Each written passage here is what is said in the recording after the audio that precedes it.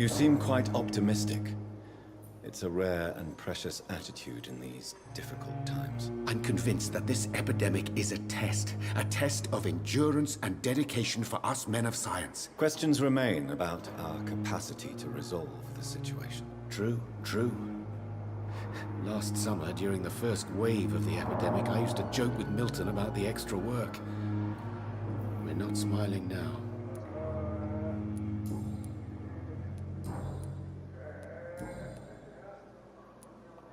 Tell me more about your willingness to experiment with new medical techniques. Harvey Fiddick is a patient suffering from a severe injury that could cripple him if not treated correctly.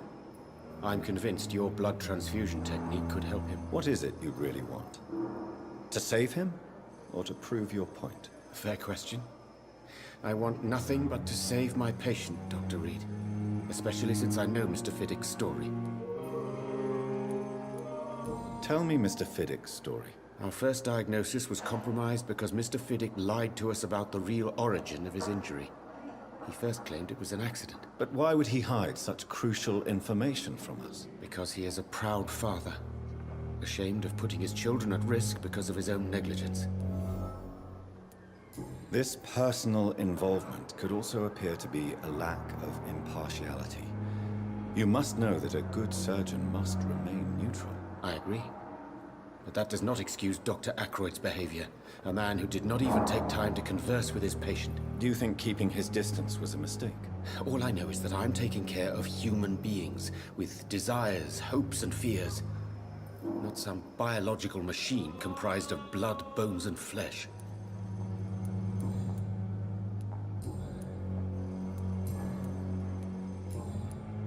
Goodbye, Dr. Strickland.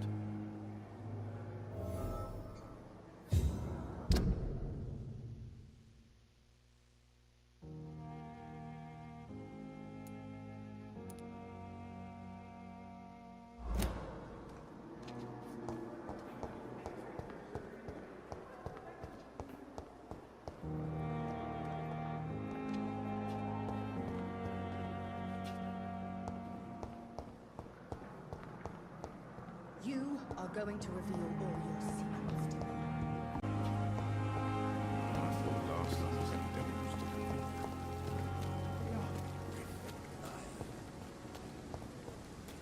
Miss, please, I feel sick.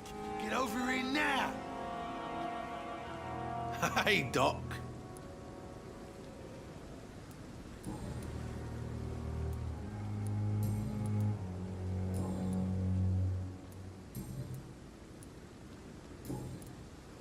How is your hospitalization? This is a shitty place with shitty...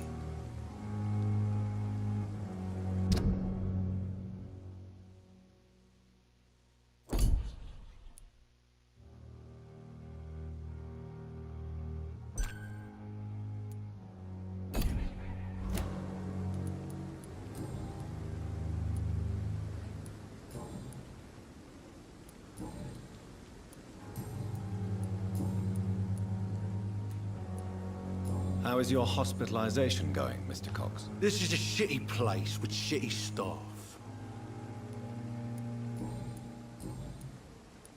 I'll leave you for now, Mr. Cox.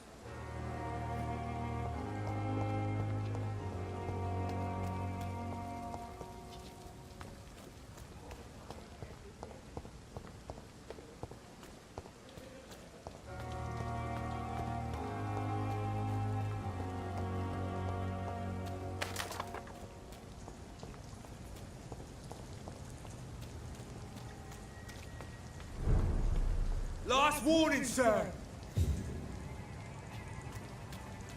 Did you hear me? Are you deaf? Over there! There's one of them burning!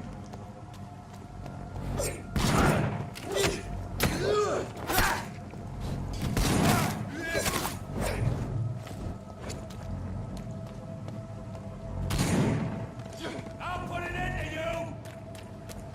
A leech! A leech!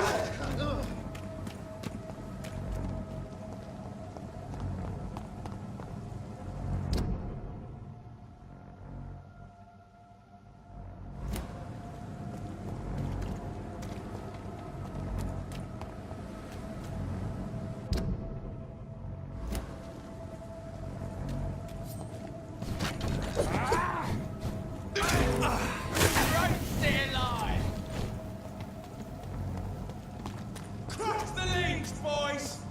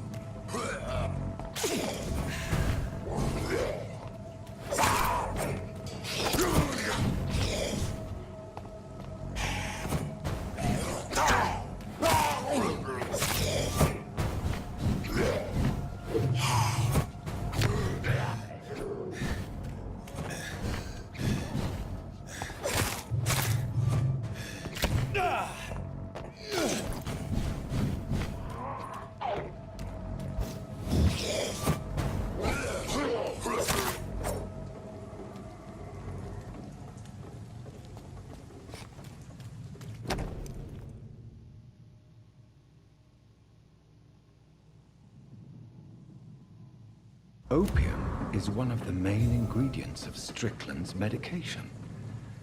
Never a good move.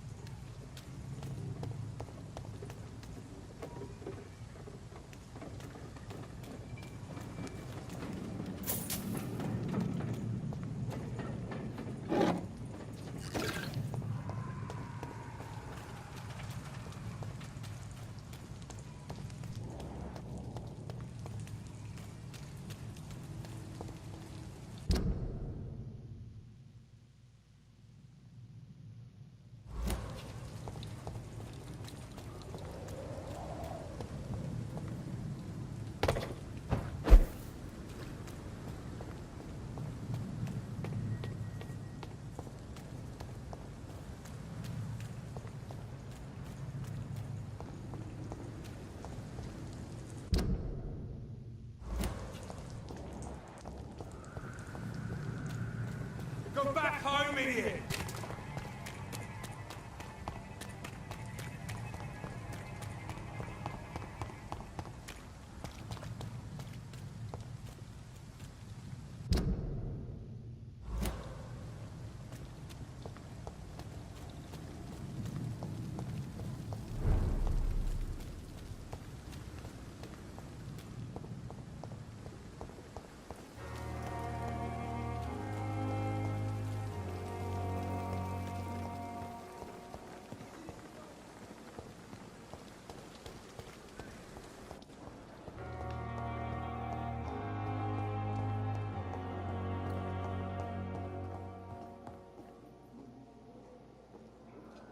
Good evening, Dr. Strickland. And good evening to you, Dr. Reed.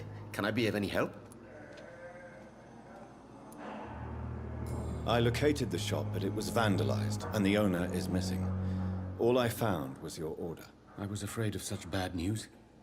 People are so desperate they're ready to burgle a shop for drugs. That's quite a list you ordered. Opium, sodium hypochlorite. It can't be just headaches you're trying to cure. This dreadful influenza, of course. I already ran some tests on hopeless cases. Without success, I must admit. Do you realize you could create a lethal poison without the correct dosage? Then there are the legal ramifications. Is this not true of any medical substance, Dr. Reed? However, if you would agree to improve it, I'd be glad to accept your help. As long as you promise to be scrupulous with your experiments, I may try to gather these substances, and even help improve upon the mixture. That's all I'm asking for, Dr. Reed. That's all I'm asking.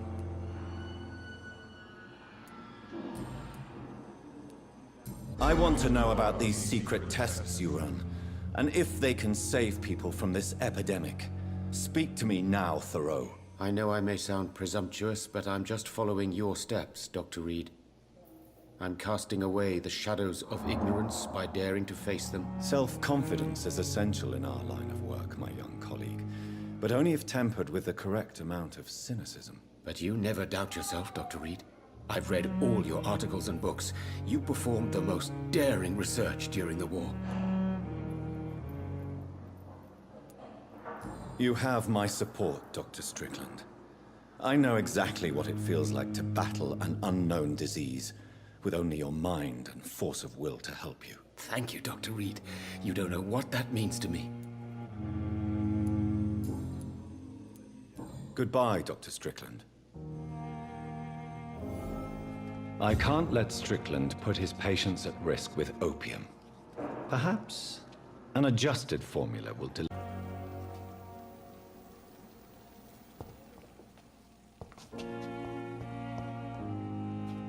Strickland's project could be dangerous. I have a mind to report him to Dr. Aykroyd.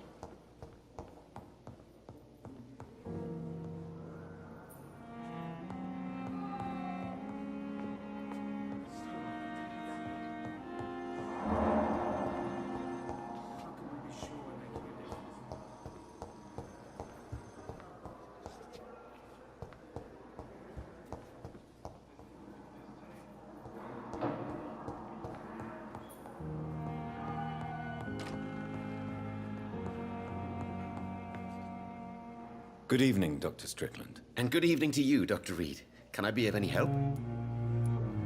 I have managed to improve the mixture by diluting it. Have you ever heard of Sir Joseph Francis Olive, or the placebo effect? No, I don't think so. Why? A placebo is a substance or procedure that has no actual physical effect. You made a placebo of my project. Why? Research has established that a placebo, as long as the subject believes in the effect, can provoke a positive physiological reaction. Really? That's fascinating.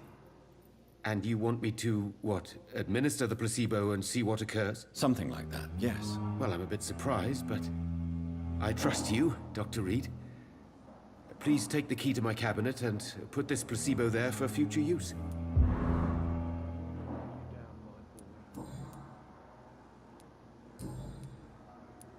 Goodbye, Dr. Strickland.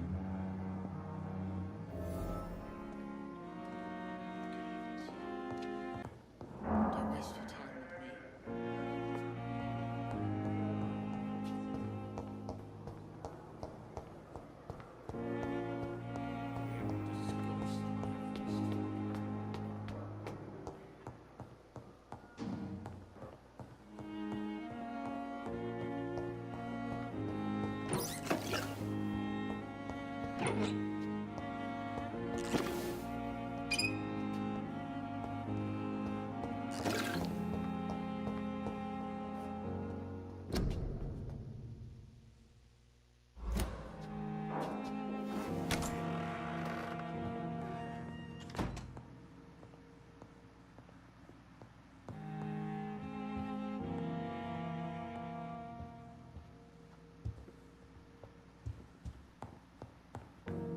At least Strickland can't kill anyone with this formula.